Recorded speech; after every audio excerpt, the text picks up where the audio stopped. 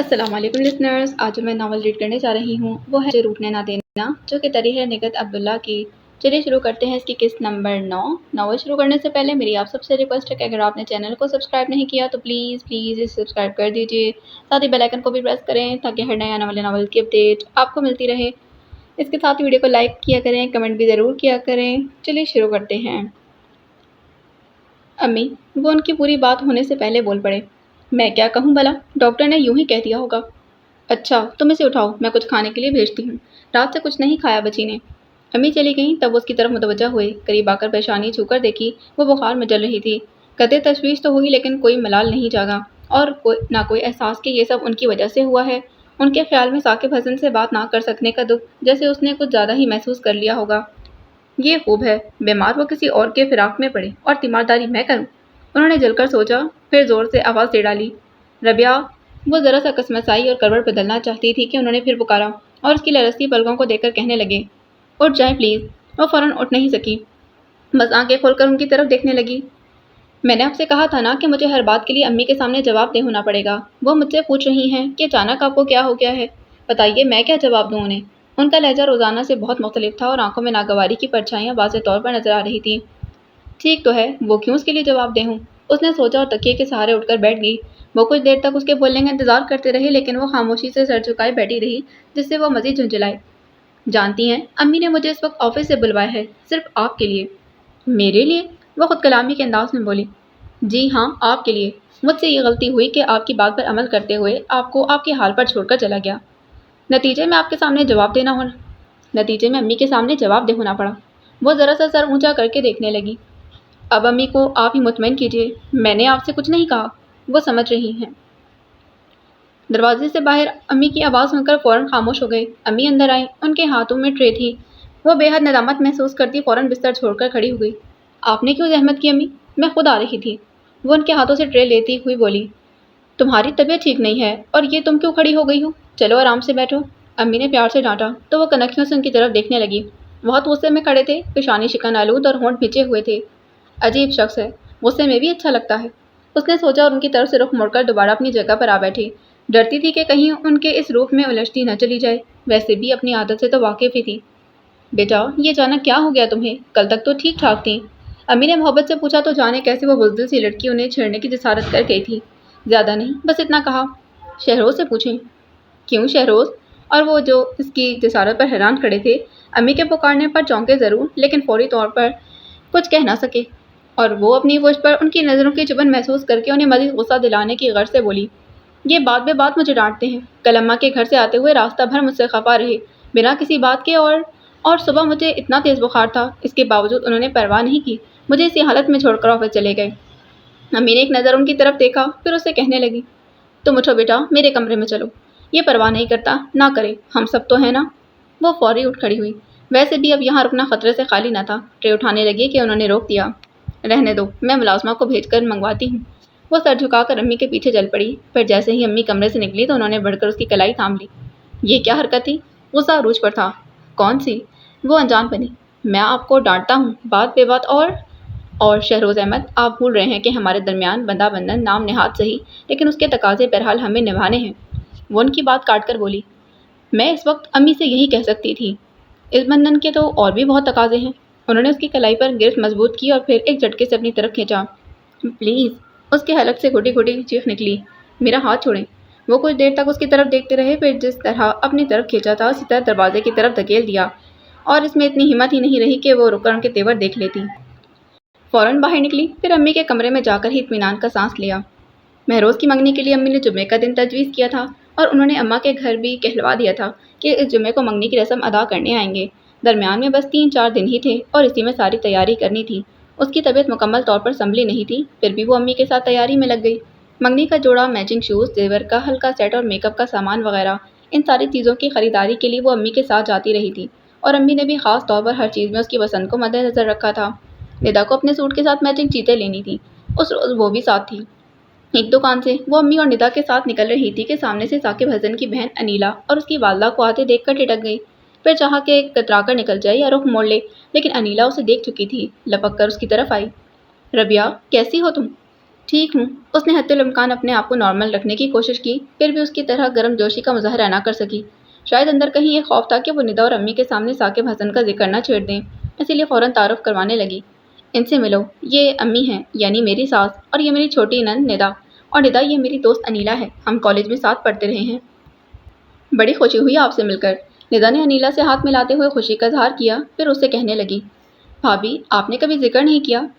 یہ بڑی بے وفا ہے، بھول گئی ہوگی۔ انیلا نے اسے دیکھتے ہی ذو معنی بات کہی۔ ابھی اگر یہ نہ بلاتی تو یقیناً کترا کر نکل ابھی اگر میں نہ بلاتی تو یقیناً کترا کر نکل جاتی۔ نہیں، خیر ایسا بھی نہیں ہے، وہ برا مانتی بولی۔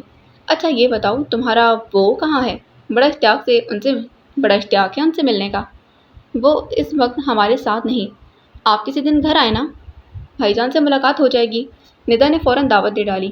بلکہ اسی جمعے کو آ جائیں، ہمارے ہاں ایک تقریب ہے، اس میں بھی شرکت کر لیجیے گا۔ بھائی سوری، اس جمعے کو تو میں نہیں آ سکتی کیونکہ میرے اپنے گھر میں شادی ہے۔ کس کی؟ وہ یوں ہی پوچھ گئی۔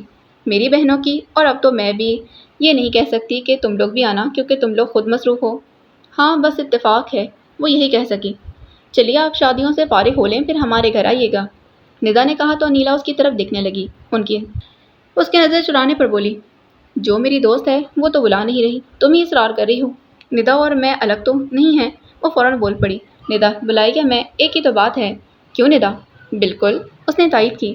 پھر بھی تم جب تک اپنے منہ سے نہیں کہو گی میں آنے کی حامی نہیں بھروں گی۔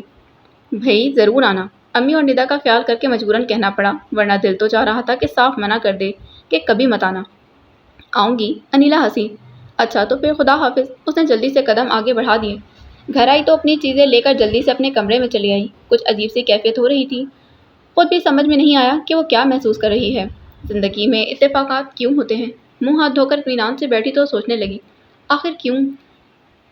یہ زندگی ایسے بھی تو گزر سکتی ہے، بری بھلی جیسی بھی ہو، پھر کیا ضروری ہے کہ کوئی حادثہ کوئی اتفاق ضروری ہو؟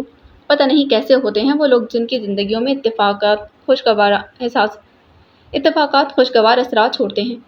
ایک میں ہوں، جب بھی عہدۂ رفتہ کو بھلا کر حال میں مگن ہونے کی کوشش کرتی ہوں تو اچانک کوئی حادثہ کوئی اتفاق رونما ہو کر مجھے پھر اسی عہد میں دھکیل دیتا ہے۔ آخر کیوں؟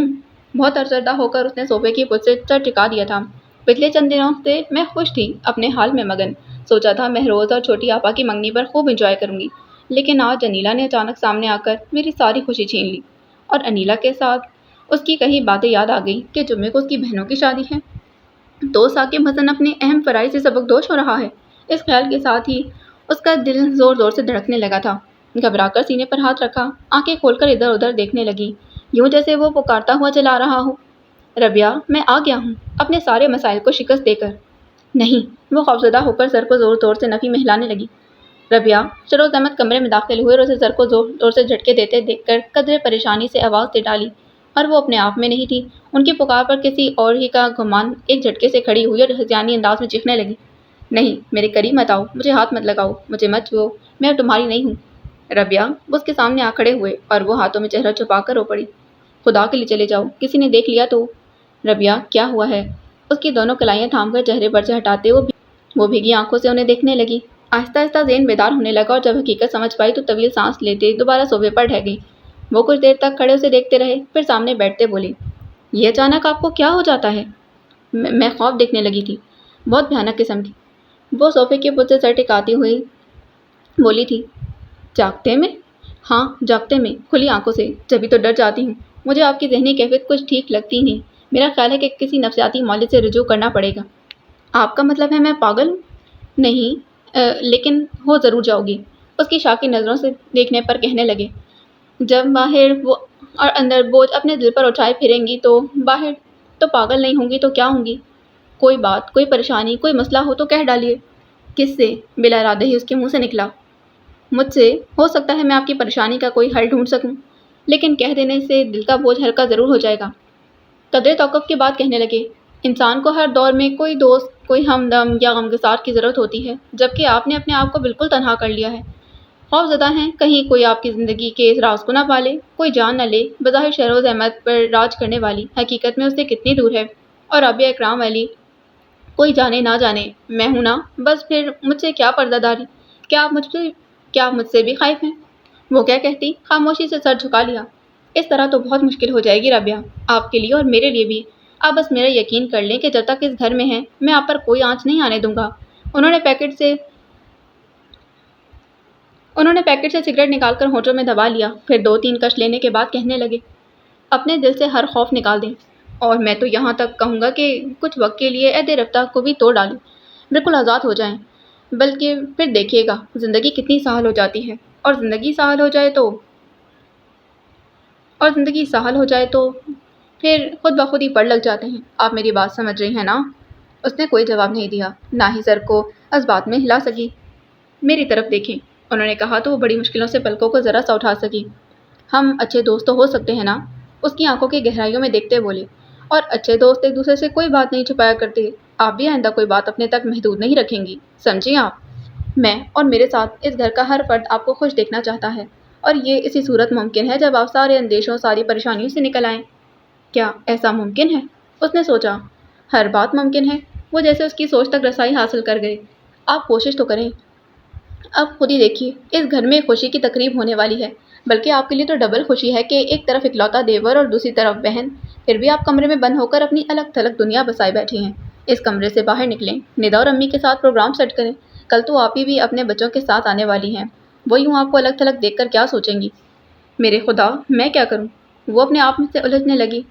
چلیے اٹھیں، باہر کا موسم خاصا خوشگوار ہے، آؤٹنگ پر چلتے ہیں، آپ کی طبیعت بھی بحال ہو جائے گی۔ ان کے سراہ پر ووٹ کر ان کے ساتھ چل پڑی، پھر اچانک خیال آیا تو اپنے آپ پر نظر ڈالتی ہوئی بولی، میں ڈریس چینج کر لوں؟ انہوں نے رک کر اسے دیکھا، پھر اس بات میں سر ہلاتے بولے، ہاں، میں باہر انتظار کر رہا ہوں، آپ چینج کر کے آ جائیے۔ وہ جلدی سے الماری کی طرف بڑھ گئی، پھر جب تیار ہو کر باہر آئی تو وہ گاڑی کے پاس کھڑے تھے۔ اسے دیکھتے انہوں نے دروازہ کھول دیا۔ قدر جھجکتی ہوئی بیٹھ گئی تو انہوں نے دوسری طرف سے آ کر ڈرائیونگ سیٹ سنبھال لی۔ کہاں چلیں؟ گاڑی سٹارٹ کرتے انہوں نے پوچھا۔ میں کیا بتاؤں؟ کوئی ایسی جگہ جہاں جانے کی خواہش ہو۔ انہوں نے مرر یوں سیٹ کیا کہ وہ نگاہوں کی زد میں آ گئی۔ اگر میں کہوں کہ مجھے سیدھا اوپر جانے کی خواہش ہے تب؟ وہ اس کے لہجے میں ہلکی سی شرارت محسوس کر کے ہنس پڑے، پھر کیسٹ آن کرنے کے ساتھ گاڑی کی سپیڈ بھی بڑھا دی۔ شام کی فرحت ہوا اس کے چہرے کو چھو کر بالوں سے ٹھکلیاں کرنے لگی۔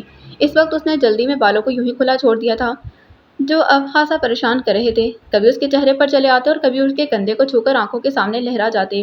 اس صورتحال سے وہ خاصی نروس ہو گئی، زدیدہ نظروں سے انہیں دیکھا۔ ان کے ہونٹ دلکش مسکراہٹ کی گرفت میں تھے، اور آنکھوں میں ایک انوکھا رنگ جس سے وہ کوئی نام نہ دے سکی۔ بہت غیر محسوس طریقے سے اس نے اپنی طرف کا شیشہ بند کیا تو وہ آرا پنچھی کی مانند اڑتے بالوں کو جیسے ٹھکانہ مل گیا، جو جہاں تھا وہیں ساکن، جیسے یہی منزل ہو، یہی بسیرا۔ پھر اس نے بہت آہستگی سے بالوں کو سمیٹ لیا، اور وہ جو اس کے بالوں سے اڑتی مہک میں اپنا آپ فراموش کیے ایک نیا جہان آباد کیے بیٹھے تھے، ایک دم چونک گئے۔ اس کے وجود سے چھو کر آتی ہوائیں اب بند شیشے سے ٹکرا کر واپس پلٹ رہی تھیں۔ شیشہ کیوں بند کر دیا؟ ذرا سی گردن موڑ کر اسے دیکھتے پوچھنے لگے۔ بس یوں ہی۔ جب آپ ہر کام بس یوں ہی کرتی ہیں تو اس وقت یوں ہی اپنی خاموشی بھی توڑ دیجیے۔ میں اب تک نہیں کہہ سکا کہ آپ واقعی کم بولتی ہیں یا مجھ سے بات کرنا پسند نہیں کرتی۔ یہ دونوں باتیں نہیں ہیں۔ پھر یہ کہ میری سمجھ میں نہیں آتا کہ آپ سے کیا بات کروں۔ وہ سادہ لہجے میں بولی، کرنے کو تو بہت سی باتیں ہوتی ہیں، موسم کی، رنگوں کی، روشنیوں کی اور خوشبوؤں کی۔ لمحہ بھر کو رک کر کہنے لگی، اور دل کی باتیں؟ ہاں، کرنے کو تو واقعی بہت باتیں ہوتی ہیں، لیکن میں ڈرتی ہوں کہیں کوئی ایسی بات نہ کر جاؤں جو آپ کو ناگوار گزرے۔ ارے، وہ ایک دم سپیڈ آہستہ کر کے اس کی طرف دیکھنے لگے۔ آپ ڈرتی ہیں؟ جی، اس لیے کہ آپ کا موڈ کا پتہ نہیں چلتا، کبھی دوستوں کے دوست اور کبھی دشمنوں کے دشمن۔ ان کے خاموش رہنے پر پوچھنے لگی، ایسا کیوں ہوتا ہے؟ آپ اچانک اپنا رویہ کیوں بدل لیتے ہیں؟ اصل میں جب میں آپ کو سوچتا ہوں تو سب اچھا لگتا ہے، اور جب کسی اور کا خیال آتا ہے تو پھر کچھ اچھا نہیں لگتا۔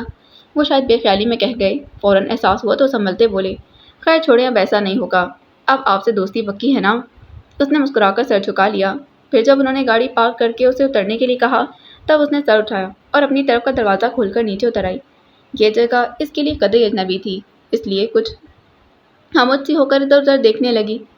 میں اسی کلب میں اکثر آتا ہوں۔ وہ گاڑی لاک کر کے اس کی طرف آئے تو کہنے لگے، سنوکر کھیلنے؟ کارڈ؟ آئیے آج میں آپ کو اپنے دوستوں اور ان کی بیگمات سے ملواؤں۔ بہت دنوں سے سب اصرار کر رہے تھے کہ میں آپ کو لے کر آؤں۔ وہ کچھ نہیں بولی، چپ چاپ ان کے ساتھ چل پڑی۔ گیٹ سے داخل ہو کر روش پر ابھی وہ کچھ دور ہی چلے تھے کہ لان میں سے ایک لڑکی نے زور سے پکارا اور پھر بھاگتی ہوئی بار پھیلان کر دونوں کے سامنے آن کھڑی ہوئی۔ اتنے دنوں سے کہاں غائب تھے؟ बहुत बेतकल्लुफ़ी से उनसे पूछ रही थी। कुछ मसरूफ़ रहा। कैसी मसरूफ़ियत? उस पर नज़र पड़ी तो इश्तियाक से पूछने लगी, ये कौन है? कौन हो सकती है? वो उल्टा उसी से पूछने लगे। वो लड़की पुरसोच अंदाज में कभी उसे और कभी उन्हें देखने लगी, फिर मुस्कुराते बोली, गर्लफ्रेंड तो नहीं कह सकती, क्योंकि तुम इस लफ्ज़ से बहुत चिढ़ते हो और यूं ही किसी लड़की को लेकर घूमना तुम्हारी आदत नहीं। इससे यकीनन कोई ख़ास निस्बत होगी। ज़्यादा तमहीद बांधने की ज़रूरत नहीं, she is my wife. How sweet, वो लड़की चिल्लाई। आखिर हमें इनके दर्शन की सादत नसीब हो ही गई। नाम क्या है? रबिया। फिर उसकी तरफ देखते हुए बोले, और रबिया, ये बदतमीज़ सी लड़की सोनिया है। एक दोस्त। सोनिया खिलखिलाकर हंस पड़ी। ज़रा गौर करो रबिया, बदतमीज़ भी और अच्छी भी। इन्हें मुखातिब करना फजूल है। तुम्हारी हर बात का जवाब एक हल्की सी मुस्कुराहट से देंगी। क्यों, बोल नहीं सकती क्या? सोनिया बगौर उसकी तरफ देखने लगी। बोलती हैं, लेकिन तुम्हारी तरह नहीं। कुछ दिन मेरे पास छोड़ दो, पर बोलना सिखा दूंगी। ना बाबा, ये ऐसे ही ठीक हैं। और अब तुम रास्ता छोड़ो, हम अंदर जाएं। चलो, मैं भी तो चल रही हूँ। वो एक तरफ हटकर शहरोज़ के साथ चलने लगी। हॉल कमरे में काफ़ी लोग थे। कुछ नौकर खेलने में मसरूफ़ थे, कुछ कार्ड और ख़वातीन दायरे की शक्ल में रखी कुर्सियों पर बैठी एक दूसरे के मलबूसात और ज्वेलरी पर तबसरा कर रही थीं। उसके लिए यह जगह, ये माहौल कतई अजनबी था। वो खौफज़दा तो नहीं थी, फिर भी इन अजनबी लोगों के दरमियान बैठते हुए बेख्तियार उनका बाजू थाम गई थी। उसने देखा शहरोज़ अहमद और उनके दोस्त उसे देखकर सब लोगों में ही हलचल मच गई थी। सब उनकी तरफ मुतवज्जा हो गए और ख़वातीन में से अक्सर लड़कियां उठकर उनके पास चली आईं। उन्होंने एक एक से उसका तारुफ करवाया। जवाब में कुछ तारीफ़ी जुमले, कुछ बर्जस्ता, कुछ रश्क भरी नज़रें और कुछ हसद लिए हुए। वो सब कुछ महसूस करती रही और जब मौका मिला तो सरगोशी में बोली, वापस चलें। उन्होंने बस सर हिलाया और कुछ देर बाद किसी ज़रूरी काम का बहाना करके माजरत करते उठ खड़े हुए। आपको शायद अच्छा नहीं लगा, वापसी में उसे कहने लगे। अच्छा ना बुरा, बस अजीब सा लग रहा था। और अपना आप अजनबी। आहिस्ता आहिस्ता अजनबियत दूर हो जाएगी। लेकिन मेरा दोबारा यहाँ आने का कोई इरादा नहीं है। क्यों? इस क्यों का जवाब घर आने पर दूंगी। उसने कहा तो वो कुछ सोचकर खामोश हो गए, लेकिन घर के सामने रुकते कहने लगे, हाँ, अब इस क्यों का जवाब दें। उसने लम्हा भर को उनकी तरफ देखा, फिर सामने गेट पर नज़र जमाते बोली, क्यों का जवाब यह है कि मुझे वहाँ कुछ भी अच्छा नहीं लगा, इसलिए दोबारा नहीं जाऊंगी और आपको भी जाने की इजाज़त नहीं दूंगी। क्या? जी? जब तक कुछ हक रखती हूँ उसे इस्तेमाल करूंगी। इन्हीं की बात लौटाकर वो रुकी नहीं, फौरन दरवाज़ा खोलकर उतरी और तकरीबन भागती गेट पार कर गई। वो पहले समझे नहीं और फिर जब बात की तह तक पहुंचे तो बेसाख्ता मुस्कुराहट को रोक ना सके। रबिया इकराम अली, मैं तुम्हारे हकूक़ दिल से तस्लीम करता हूँ। तुम कुछ तो कहो। एक खुशगवार एहसास उनके दिल ही दिल में मुखातिब करते कहा और अंदर चले गए। टीवी लॉन्च में निदा और महरोज टीवी पर कोई ड्रामा देख रहे थे। उनकी मुतलाशी नज़रें इधर उधर उसे ढूंढने लगी। असल में देखना चाहते थे कि उसने यूं ही उनकी कोई बात लौटाई है या किसी नए एहसास से आशनाई मिली है, कोई नया जज्बा जागा है। वो निदा के साथ नहीं थी और उसे वो खोजते हुए अपने कमरे में चले आए, लेकिन वो वहाँ भी नहीं मिली।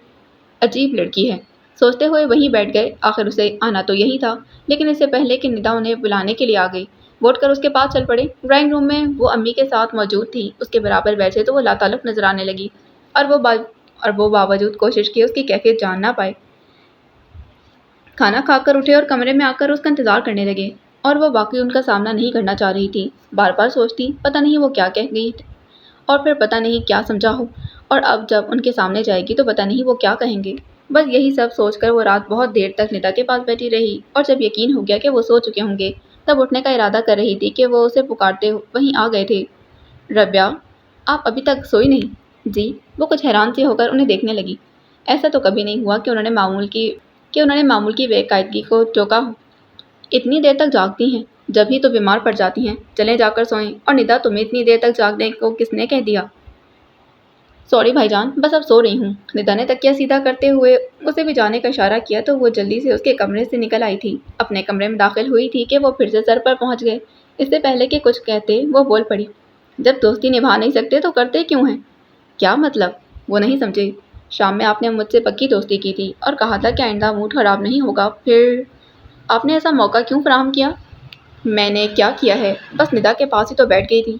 निदा के पास बैठ गई थी और मैं जो इंतज़ार करता रहा, वो बेख्तियार कह गए एकदम से और वो एकदम से घबरा गई थी। मुझे आपसे काम था। शायद एहसास हो गया था कि कुछ गलत कह गए हैं या फिर कबिल अज़ वक्त, इसलिए बनाने की गर्ज से बोली। क्या काम था? अब नहीं है, झुंझुला कर बोले। आई एम सॉरी, आप उसी वक्त बुला लेते। वो शर्मिंदा होती हुई बोली, میرا خیال تھا کہ آپ ضروری کام کر رہی ہوں گی، اس لیے نہیں بلایا۔ خیر اب سو جائیں۔ اسٹڈی کی طرف جانے لگے کہ وہ پکار کر پوچھنے لگی، آپ خفا تو نہیں ہیں؟ انہوں نے طویل سانس لے کر نفی میں سر ہلایا اور اپنے کمرے میں چلے گئے۔ اگلے دن اس کی بڑی نند آپی بما اپنے بچوں کے آئیں تو گھر میں خوشگوار سی ہلچل مچ گئی۔ بچوں نے ادھم مچانا شروع کر دیا۔ آپی امی سے مہروز کی منگنی اور پروگرام کی تفصیلات معلوم کرنے لگی، اور وہ جو رات ہی سوچ چکی تھی کہ اب اپنے خول میں بند رہے گی، اب واقعی اس خول سے نکل آئی تھی۔ ہر کام میں پیش پیش، ہر بات میں مشورہ، جیسے یہ اس کا اپنا گھر ہو۔ آپی کے تینوں بچے عامر، شانی اور روبی بار بار اس کے گرد منڈلاتے اور بہت محبت سے ان کی بات سنتی اور معصوم شرارتوں پر گھرکھلا کر ہنستی رہی تھی۔ دوپہر کے کھانے کے بعد جب وہ کچھ دیر آرام کرنے کی غرض سے لیٹی تو اپنے آپ کو بہت فریش اور ہلکا پھلکا محسوس کر رہی تھی۔ ٹھیک تو کہتے ہیں شروز احمد، میں نے اپنے آپ کو بالکل تنہا کر لیا ہے، وہ سوچنے لگی، اپنے خول میں بند، اندیشوں میں گھری ہوئی خوفزدہ سی۔ اس طرح کب تک چلے گا؟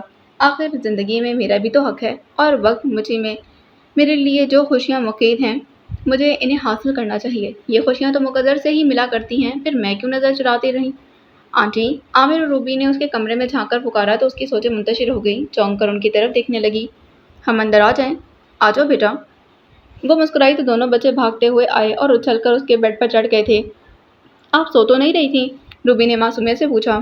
نہیں، بلکہ تمہارا انتظار کر رہی تھی، اس نے پیار سے روبی کا گال چھوا۔ سچ آنٹی؟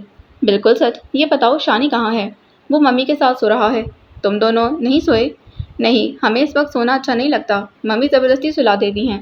ابھی ہم چپکے سے یہاں آ گئے ہیں، ممی کو پتہ چلے گا تو خفا ہوں گی، ڈانٹیں گی بھی۔ میں تمہاری ممی کو خفا نہیں ہونے دوں گی، کہہ دوں گی کہ تم دونوں کو میں نے بلایا ہے۔ سچ؟ بچے خوش ہو گئے۔ ہاں، اب یہ بتاؤ کہ کیا کھاؤ گے؟ آپ کے پاس چاکلیٹ ہیں؟ عامر پوچھنے لگا۔ چاکلیٹ تو نہیں ہے۔ اسے افسوس ہونے لگا کہ جب معلوم تھا بچے آنے والے ہیں پھر ان کے لیے ایسی چیزیں کیوں نہیں رکھی۔ کچھ دیر سوچنے کے بعد بولی، چاکلیٹ نہیں ہے تو کیا ہوا، چلو میں تم دونوں کو کوئی سویٹ ڈش بنا کر دیتی ہوں۔ آنٹی، کسٹرڈ بنا دیں؟ دونوں بچے خوشی کا اظہار کرتے بولے، ٹھیک ہے تم دونوں یہیں بیٹھو، میں ابھی بنا کر لاتی ہوں۔ پھر وہ فوراً اٹھ کر چلی گئی۔ امی اور ندا بھی سو رہی تھی۔ وہ اس خیال سے کہ کہیں کوئی ڈسٹرب نہ ہو بہت خاموشی سے اپنا کام کرتی رہی۔ کسٹرڈ بنانے میں دیر نہیں لگی، منٹوں میں تیار کر کے اس نے فریزر میں رکھ دیا، اور جب تک وہ ٹھنڈا ہوا اتنی دیر میں تو اس نے اپنے لیے چائے بنا لی۔ پھر دونوں چیزیں ٹرے میں رکھ کر کمرے میں آئی تو کہنے لگی، دیکھو میں نے منٹوں میں تیار کر لیا، اب تم دونوں منٹوں میں صاف کرنا ورنہ شروز احمد کی آواز پر چونک کر ان کی طرف دیکھنے لگی۔ آپ کب آئے؟ ابھی، وہ مسکرائے، اور آتے ہی معلوم ہوا کہ آپ ہمارے لیے کوئی خاص ڈش تیار کر رہی ہیں۔ آپ کے لیے نہیں، بچوں کے لیے، اس نے مسکراہٹ کا جواب مسکراہٹ سے دیا۔ چلیے تو ہم صرف چائے پر اتفاق کر لیتے ہیں۔ انہوں نے کپ کی طرف ہاتھ بڑھایا تو اس نے پیچھے کھینچ لی۔ یہ چائے بھی آپ کے لیے نہیں ہے۔ ارے تو کیا میں آپ لوگوں کو دیکھتا رہوں گا؟ دیکھنے پر بھی پابندی ہے؟ یہ پابندی قبول نہیں کروں گا، اسے نظروں کی گرفت میں لیتے ہوئے بولے تو وہ جو اعتماد سے کھڑی تھی نروس ہو گئی۔ غیر محسوس طریقے سے رخ موڑ کر بچوں کو مخاطب کر کے کہنے لگی، چلو بیٹا آپ کسٹرڈ لیں۔ دونوں بچے ٹیبل کے پاس آ بیٹھے تو ان سے کہنے لگی، ماموں جان آپ نہیں لیں گے؟ نہیں بیٹا، یہ میرے لیے نہیں ہے، آپ کے لیے بھی۔ وہ اسی طرح رخ موڑے بولی، کیا چیز؟ وہ بچوں کو کھانے کا اشارہ کر کے پوری طرح کی طرف متوجہ ہو گئے۔ یہ کسٹرڈ، وہ فوراً پلٹ کر بولی، اور یہ چائے بھی، اور اس نے دہرایا اور ان کی طرف دیکھنے لگی۔ وہی دل فریب مسکراہٹ جو اس کے ہونٹوں پر ٹھہری تھی تو مقابل اپنا ہوش بھلا دیتا ہے، وہی رنگ جو آنکھوں میں اترے تو مقابل سارے محاذ پر ہتھیار ڈال دیتا ہے، روشنی سی روشنی جو آنکھوں سے پھوٹتی تو منزل کے لیے بے نشان راستوں کو منور کرتی چلی جاتی تھی، اور چاہتوں کے رنگ اپنی طرف بلاتے ہوئے، اور مقابل تو وہ تھی جیسے پہلے ہی اپنا آپ بلا دینے سے لاحق تھا۔ کبھی کہیں کوئی ایک رنگ جو اچانک توجہ کھینچتا اور آنکھوں کے رستے دل میں اتر کر گرد و پیش سے بیگانہ کر دیا کرتا۔ پھر یہاں تو رنگوں کی برسات اٹھ رہی تھی، وہ کیسے اپنے آپ میں رہتی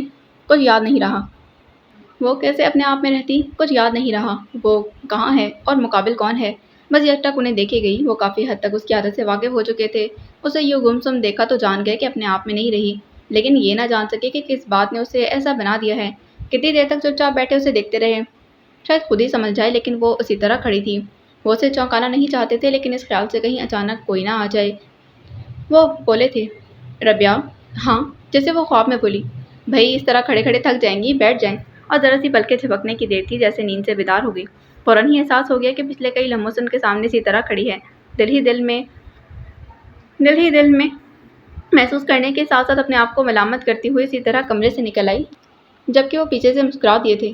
اگلے دن جمعہ تھا، اس لیے یا پھر آپی کے آنے سے رات دیر تک سب لوگ ٹی وی لاؤنج میں ہی بیٹھے رہے، ہلکی پھلکی گفتگو کے ساتھ ہنسی مذاق میں بھی کبھی کوئی نشانہ بنتا اور کبھی کوئی، وہ بھی سب کے ساتھ شریک تھی۔ ویسے بھی اب مہروز کے ساتھ اس کا ایک نیا رشتہ استوار ہو رہا تھا، اس لیے وہ زیادہ تر اسے چھیڑتی تھی۔ ویسے بھابھی، اس نئے رشتے کے حوالے سے آپ مجھ سے چھوٹی ہو جائیں گی، پھر میں آپ کا لحاظ نہیں کروں گا، مہروز نے کہا تو آنکھیں دکھاتی بولی۔ خبردار، میں بڑی ہی ٹھیک ہوں۔ آپ کو بڑا بننے کا شوق ہے؟ ندا پوچھنے لگی۔ ہاں، ذرا روب رہتا ہے، ویسے کوئی میرے روب میں آتا نہیں ہے، وہ ہنسی۔ کیوں، شہروز بھی تمہارے روب میں نہیں آتے؟ آپ ہی نے چھیڑا۔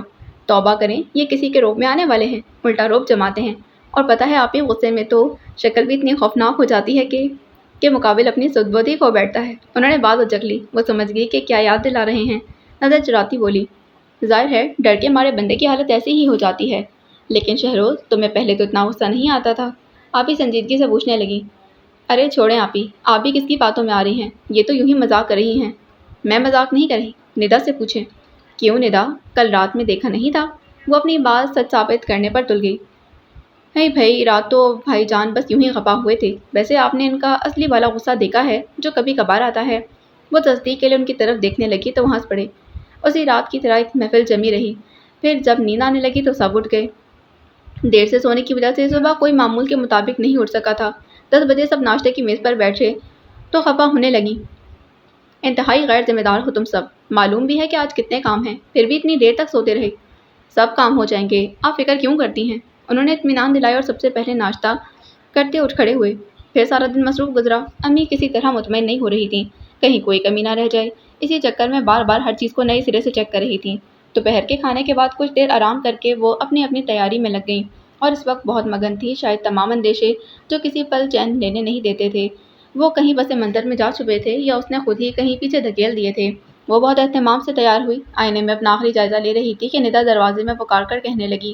جلدی آئیں بھابھی، سب تیار کھڑے ہیں۔ آ رہی ہوں، اس نے کہا اور پرفیوم اسپرے کر کے کمرے سے نکل آئی۔ لاؤنج میں کوئی بھی موجود نہیں تھا۔ اس نے گلاس ڈور سے باہر نظر ڈالی، امی گاڑی میں سامان رکھوا رہی تھیں اور وہ باہر نکلنا چاہتی تھی کہ بہن نے اس کے قدم روک دیے تھے۔ کوئی اور موجود نہیں تھا، اس لیے مجبوراً اسے ہی پلٹنا پڑا۔ ہیلو، ریسیور کان سے لگا کر اس نے بڑی عدت سے کہا۔ میرے خدا، میں بڑی شدت سے دعا مانگ رہا تھا کہ تمہاری ہی آواز سننے کو ملے۔ یہ میں ہوں، ثاقب حسن۔ آئی ایم سوری ثاقب حسن، میں اس وقت بالکل بھی بات نہیں کر سکتی۔ اس نے عجلت میں کہہ کر ریسیور رکھ دیا اور تیز تیز قدموں سے باہر نکل آئی۔ آپ کہاں رہ گئی تھیں؟ شہرزاد احمد اس کے سراپے میں الجھتے پوچھنے لگے۔ وہ فون بے خیالی میں اس کے منہ سے نکل گیا۔ کس کا فون تھا؟ رانگ نمبر، وہ جلدی میں کہہ کر گاڑی میں بیٹھ گئی۔ اماں کے گھر میں خوشگوار ہلچل مچی ہوئی تھی۔ بڑے ماموں اور چچا جی اپنی فیملیز کے ساتھ آئے تھے۔ وہ سب سے مل کر اندر چھوٹی آپا کے پاس آ گئی۔ بڑی آپا ان کے پاس بال سلجھا رہی تھیں۔ اسے دیکھا تو برش اس کے ہاتھ میں تھما دیا۔ لو ربیہ، یہ کام تم کرو، مجھے اور بھی بہت کام ہے۔ بڑی آپا اپنی بات کہہ کر کمرے سے نکل گئیں۔ لاؤ، میں خود ہی سلجھا لیتی ہوں۔ چھوٹی آپا نے برش لینے کے لیے ہاتھ بڑھایا تو اس نے ان کا ہاتھ تھام لیا۔ چھوٹی آپا، میں بہت خوش ہوں، اپنے ہاتھوں سے آپ کو سنواروں گی، لیکن میں خوش نہیں ہوں۔ چھوٹی آپا کا لہجہ سپاٹ اور افسردہ تھا۔ ارے کیوں؟ وہ ان کے برابر بیٹھ گئی۔ اپنی کمائیگی کا احساس اور… چھوٹی آپا پلیز، اس نے ٹوک دیا۔ آخر میں بھی تو اس گھر میں گئی ہوں۔ کبھی کسی نے غلطی سے بھی یہ نہیں جتایا کہ ان کے مقابلے میں کم حیثیت ہوں۔ سب محبت کے ساتھ اتنی عزت دیتے ہیں کہ میں اپنے آپ میں ہی کھو جاتی ہوں۔ تمہاری بات اور ہے۔ کیوں؟ میری بات اور کیوں ہے؟ تمہیں وہ محبت اور چاہت سے بیاہ کر لے کر گئے تھے اور مجھ پر ترس کھا رہے ہیں۔ آپ نہیں سمجھیں گی چھوٹی آپا، لیکن وقت آپ کو سمجھا دے گا۔ بس میری اتنی سی بات مان لیں کہ خود اپنے اندیشوں میں مت گھری رہیں۔ یقین کریں کہ آپ وہاں بہت خوش رہیں گی۔ بھابھی، ندا نے دروازے پر دستک دے کر پکارا تو وہ چھوٹی آپا کا کندھا تھپکتی ہوئی اٹھ کھڑی ہوئی۔ دروازہ کھولا تو ندا چھوٹی آپا کے کپڑے اور زیور وغیرہ لیے کھڑی تھی۔ میں بھی اندر آ جاؤں؟ ندا پوچھنے لگی۔ آ جاؤ۔ ندا اندر آ گئی تو اس نے دروازہ بند کر دیا۔ پھر دونوں نے مل کر چھوٹی آپا کو تیار کیا۔ پھر جب اماں نے کہا تو وہ انہیں لے کر بڑے کمرے میں آ گئی، جہاں امی نے منگنی کی رسم ادا کرتے انہیں انگوٹھی پہنائی اور ڈھیروں دعاؤں سے نوازا۔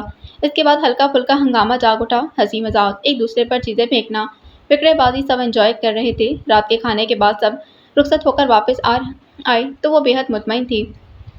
ایک عرصے کے بعد اس نے اماں اور ابا میاں کو اتنا خوش اور مطمئن دیکھا تھا، اور وہ خود بھی تو چھوٹی آپا کے لیے بہت سوچا کرتی تھی، پڑھا کرتی تھی۔ ان کی زندگی میں خوشگوار سا موڑ اس کے لیے واقعی خوشی کا موقع تھا، اور اسی خوشی میں وہ اپنے آپ کو بالکل فراموش کر گئی تھی۔ یہ بھی بھول گئی کہ یہاں آنے سے پہلے ثاقب حسن کا فون آیا تھا اور یہ بھی کہ آئندہ اس کے ساتھ کیا ہونے والا ہے۔ بس خوش تھی اور اندرونی خوشی کا عکس اس کے چہرے پر بھی جھلملا رہا تھا۔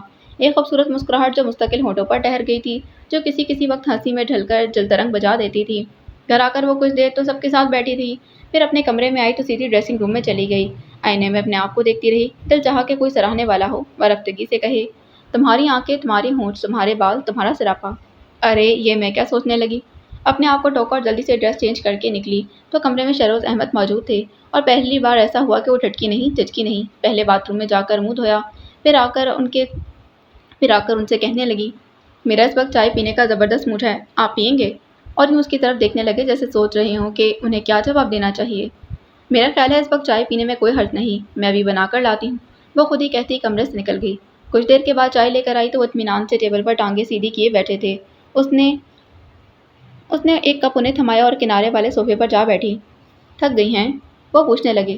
ہاں، اس نے اعتراف کیا، اصل میں یہاں آ کر بہت آرام طلب ہو گئی ہوں، اس لیے ذرا سے کام میں تھکنے لگی ہوں۔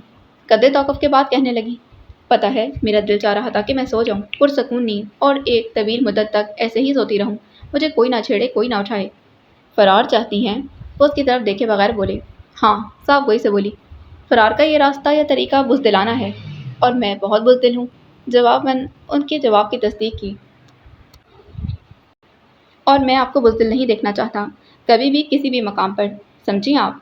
وہ اتنی سنجیدگی سے بولے کہ وہ کچھ کہہ ہی نہ سکی، خاموشی سے ان کی طرف دیکھتی رہی۔ زندگی میں بہت ساری باتیں ہماری مرضی کے خلاف ہو جاتی ہیں، وہ کہنے لگے، لیکن اس کا یہ مطلب نہیں کہ ہم ان پر کڑتے رہیں یا فرار کے طریقے سوچیں۔ اس کے برعکس ہمیں جرأت مندی کا مظاہرہ کرتے ہوئے انہیں فیس کرنا چاہیے۔ شہروز احمد پلیز، میں اس وقت کوئی لیکچر سننے کے موڈ میں نہیں۔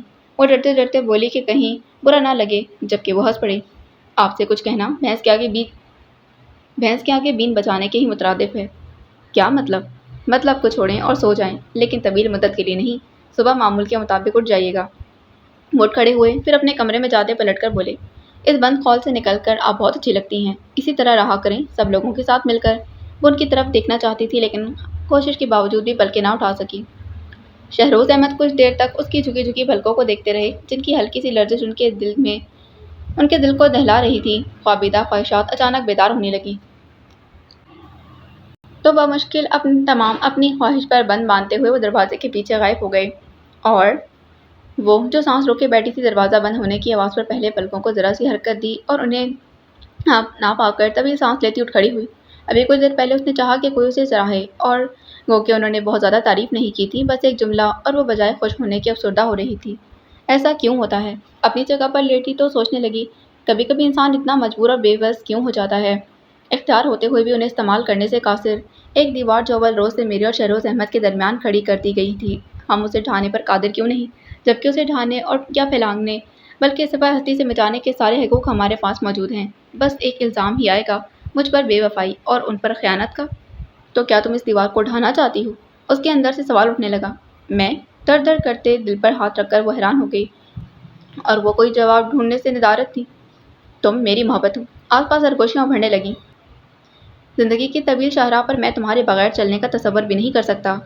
میں تمہارا ہوں اور تمہارا رہوں گا، اور تم بھی رابعہ اپنے آپ کو میری امانت سمجھو۔ تمہیں پانے کے لیے اگر مجھے جان سے بھی گزرنا پڑے تو گزر جاؤں گا۔ ثاقب حسن۔ ہونٹوں نے بے آواز جنبش کی، دل میں گزری محبتوں کا کوئی احساس، کوئی ملال نہیں جاگا تھا، پھر بھی جانے کیوں آنکھوں میں پانی اتر آیا تھا۔ دیکھو، رونے کی کوشش مت کرنا۔ وہ جیسے ایک دم سامنے آ کھڑا ہوا۔ اس کا چہرہ مسافتوں کی دھول میں اٹا ہوا تھا، آنکھوں کے وہ روشن دیں جو کبھی نئی زندگی کا پتہ دیتے تھے، مانت پڑھ رہے تھے۔ کچھ ٹوٹا سا تھا، کچھ شکستہ سا کھڑا تھا۔ جن آنکھوں میں محبتوں کے دیپ جلتے ہوں ان میں پانی نہیں اترنا چاہیے، اور تم رابعہ محبتوں کے دیپ کبھی بجھنے مت دینا۔ ثاقب حسن دل ہی دل میں اسے مخاطب کر کے کہنے لگی، گو کہ میں نے اپنے احساسات اور جذبات کو تھپک کر سلا دیا تھا، زندگی کی ساری رنگینیاں اپنے آپ پر حرام کر لی تھی، پھر بھی میں فرشتہ نہیں ہوں، اور نہ ہی پتھر کی کوئی بے جان مورت کے کوئی احساسات یا نرمی سے چھوئے تو میں چونکوں نہ، کوئی آنکھوں میں وارفتگیاں سجا کر دیکھے اور دھڑکنیں منتشر نہ ہوں، یہ کیسے ممکن ہے بھلا؟ اور کوئی بھی شہروز احمد جو جہاں کھڑے ہو جائیں تو آس پاس کے ماحول کو بھی رشک آنے لگتا ہے، جو جس پر نظر ڈال لے وہ معتبر ہو جائے۔ پھر میں تو بہت کمزور اور بزدل سی لڑکی ہوں، ساتھی ذرے ذرے میں حسن تلاش کر کے اس میں کھو جانے والی، اور شہروز احمد ذرا نہیں آفتاب ہیں۔ خدا گواہ ہے کہ میں نے ان میں حسن تلاش کرنے کی صحیح کبھی بھی نہیں کی۔ ان کا ہر روپ اپنے اندر ایک وزن لیے ہوئے ہے، ایک ذرا سی مسکراہٹ جو مجھے دیکھ کر اپنے ہونٹوں پر ٹھہرتی ہے تو لگتا ہے جیسے ہر ایک شہر سے میری دوستی اور ہمنوائی ہو گئی ہو۔ ایک ذرا سی لکیر جو ان کی سبھی پیشانی پر نمودار ہو جائے تو سب دشمن، اور ایک ہلکی سی خفگی جو کبھی ان کے لہجے میں اتر آئے تو کائنات کا ذرا ذرا مجھے وفا ہو کر مجھے شدید تنہائی کا احساس بخش جاتا ہے۔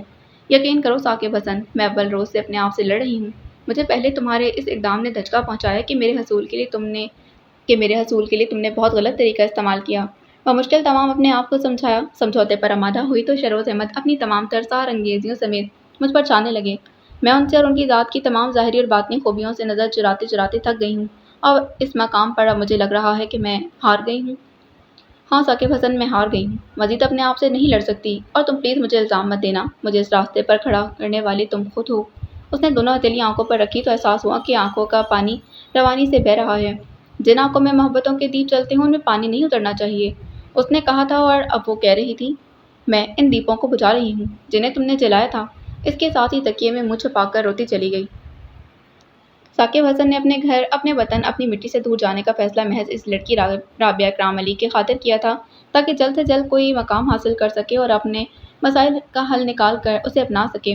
اگر اس کا یہ خیال نہ ہوتا تو وہ کبھی اپنے گھر سے دور نہ جاتا، لیکن صرف اس کی خاطر اس نے یہ بن باز قبول کیا۔ وہ اسے بڑی شدت سے محبت کرتا تھا، اور جیسا کہ اس نے کہا کہ وہ اسے پانے کے لیے کچھ بھی کر سکتا ہے، تو اس نے اپنا کہا سچ کر دکھایا تھا۔ جس گھر اور ماحول میں رہ کر وہ اس کا انتظار نہیں کر سکتی تھی، وہ اسے اس گھر سے ہی نکال لایا تھا کیونکہ اس پر کوئی آنچ نہ آئے، اور پھر یہ یقین لے کر گیا کہ وہ برس 2 برس تک تو کیا 1000 برس بھی اس کا انتظار کر لے گی۔ وہ اتنا طویل انتظار تو نہیں دینا چاہتا تھا کیونکہ خود بھی اسے جدائی برداشت نہیں ہو پا رہی تھی، لیکن کیا کرتا، مجبور تھا۔ اسے پانے کے لیے ضروری تھا کہ وہ نہ صرف کسی اچھے مقام پر کھڑا ہو بلکہ اپنے مسائل سے بھی آزاد ہو چکا ہو، اور اس کے لیے وہ دن رات محنت کر رہا تھا۔ اپنوں سے دور اجنبیوں کے دیس میں جب فراغت کے لمحے میسر آتے تو وہ انہیں اس کے نام کر دیتا۔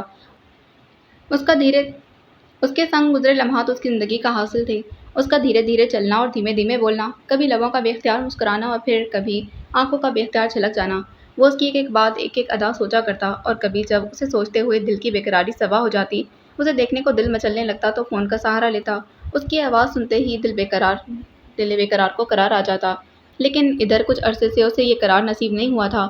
پہلی بار جب اس نے کہا کہ میں بات نہیں کر سکتی تو وہ اسے اس کی کوئی مجبوری سمجھا کہ چلو باتیں سوچیں، ہو سکتا ہے کہ شہروز کی والدہ وہاں موجود ہو، یا پھر کوئی بہن، یا پھر کوئی جس کے سامنے بات نہ کر سکتی ہو۔ لیکن آج جب وہ بے حد خوش تھا، اس کی بڑی 2 بہنوں کی شادی تھی، ایک طرح سے وہ اپنے فرائض سے سبکدوش ہو رہا تھا، اور یقیناً یہ اس کے لیے خوشی کی بات تھی، اور اس خوشی میں وہ اسے شریک کرنا چاہتا تھا۔ صبح ہی سے کال بک کروائی تھی اور سارا دن دعا کرتا رہا کہ فون ہی وہی ریسیو کرے۔ اس کی دعائیں مستجاب ہو گئی تھیں، لیکن ایک بار پھر اس نے کہہ دیا، میں بات نہیں کر سکتی۔ اس کے لہجے میں مجبوری ہوتی تو وہ اپنے آپ کو سمجھا لیتا، اس کے برعکس بیزاری جسے وہ صاف محسوس کرتا تھا، اور پھر جس طرح اس نے ریسیور پٹکا، اس سے اس کی ناگواری کا احساس بھی ہوا تھا۔ پہلے وہ حیران تھا، پھر پریشان، اور اب تو کسی پر قرار نہیں تھا۔ بے شمار اندیشے، بے شمار وسوسے مندرجہ تھے، ایک کے بعد ایک اس کی طرف بھاگے چلے آ رہے تھے۔ بہت زیادہ وقت تو نہیں گزرا تھا، وہ سوچنے لگا، صرف 1 سال، اور یہ کوئی اتنا لمبا عرصہ نہیں ہے جو انتظار کو خوف میں بدل دے۔ محبت کرنے والے تو صدیوں کی بات کرتے ہیں، اور وہ تو اس کو مقدر جان کر اس کے دیپ جلا رکھتے ہیں، خواہ ان دیپوں کو جگر خون سے جلانا پڑے۔ روشن رہیں رابعہ اکرام علی، تمہاری آنکھوں کے دیپ تو میں نے اپنی محبت سے جلائے تھے، اور نے رکھنے کا عہد بھی لیا تھا۔ پھر شکنی کیوں کی تم نے؟ کیا تم نہیں جانتی کہ میری زندگی کی ساری جدوجہد صرف تمہارے لیے ہے؟ میں زندہ بھی تو صرف اس لیے ہوں کہ ان کڑی مسافتوں کے بعد تم انعام کی صورت ملو گی۔ اور رابعہ اکرام علی، اب تو وہ مقام اور منزل دو گام نظر آتی ہے، پھر تم نے راستہ کیوں بدل لیا؟ تم مجبور نہیں ہو سکتی، کبھی بھی نہیں۔ تمہارے لہجے کی بیزاری اور ناگواری اس بات کی گواہ ہے کہ تم نے وہ خواب سارے جو میں نے تمہاری آنکھوں میں سجائے تھے، وہ کسی اور کے توسط سے پال لیے ہیں۔ شہروز احمد، اس کے پورے وجود میں تلخی بھر گئی۔ اپنے پرائے سب میں ایک تم ہی قابل اعتبار تھے، اور میں نے آنکھیں بند کر کے اپنی متاع عزیز ضمانت کے طور پر تمہاری سپرد کی، اور تم خیانت کے مرتکب ہوئے۔ خدا کی قسم، میں تمہیں زندہ نہیں چھوڑوں گا۔ ثاقب حسن دل نے ٹوکا، یہ تم کیسی باتیں سوچنے لگے؟ ساری باتیں خود ہی فرض کر رہے ہو، اس کے برعکس بھی تو ہو سکتا ہے۔ کوئی مجبوری، کوئی مصروفیت، کچھ تو ہوگا جو وہ لڑکی تمہاری بات نہ سن سکی۔ تم کیا جانو اس کے حالات کیا ہیں؟ ہو سکتا ہے اسے مشکلات کا سامنا ہو۔ نہیں، خود اپنی نفی کرنے لگا۔ اس کے لہجے کی بیزاری کچھ اور کہہ رہی تھی، اور اس روز انیلا بھی تو فون پر بتا رہی تھی کہ ربیہ سے ملاقات ہوئی تھی اور یہ کہ کچھ اکھڑی اکھڑی سی تھی۔ میں نے انیلا کی بات پر محض توجہ اس لیے نہیں دی کہ وہ کچھ جانتی نہیں۔ میں نے سوچا تھا کہ انیلا یقیناً مجھے رابعہ سے ملاقات کرنے کی خاطر ایسی بات کہہ رہی میں نے سوچا کہ انیلا یقیناً مجھے رابعہ سے متنفر کرنے کی خاطر ایسی بات کہہ رہی ہے، ورنہ ایسا نہیں ہو سکتا۔ مجھے ایمان کی حد تک یقین تھا کہ وہ سب کچھ بدل سکتا ہے، وہ نہیں، اور ایسا ہی یقین مجھے شہروز احمد پر بھی تھا۔ ثاقب حسن، اتنے بدل مت ہو یار، دل نے پھر سمجھایا۔ جب تک اسے تفصیلی بات نہیں کر لو کوئی رائے قائم مت کرنا۔ کیا تم نہیں جانتے کہ وہ ایک بزدل لڑکی ہے؟ ہاں، وہ بزدل ہے، اس نے اعتراف کیا اور اسی ایک بات نے اسے سہارا دیا۔ جانے سے پہلے میرے دوسرے چینل کو بھی سبسکرائب کر دیجیے، جس کا لنک آپ کو ویڈیو کے ڈسکرپشن میں مل جائے گا اگر آپ کمپلیٹ ناول سننا چاہتے ہیں۔ باقی انشاءاللہ اگلی قسط میں ملاقات ہوتی ہے۔